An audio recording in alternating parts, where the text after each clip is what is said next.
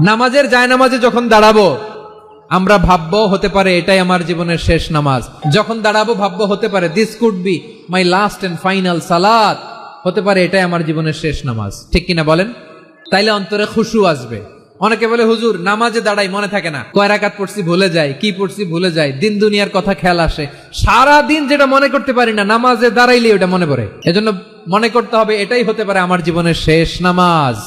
খুশু, খুশু মানে হৃদয় এবং অঙ্গ প্রত্যঙ্গের স্থিরতা। এক সাহাবী নামাজ পড়ছেন আবার দাড়ি নাড়তেছেন, নামাজ পড়তেছেন এরকম চুলকাচ্ছেন। এই দৃশ্য দেখে বিশ্বনবী বললেন ইন খাশাআত কলবুহু লা খাশাআত জাওয়ারিহু, তার অন্তরে যদি খুশু থাকতো ওই খুশুর প্রভাব তার হাতে পায়েও দেখা যেত।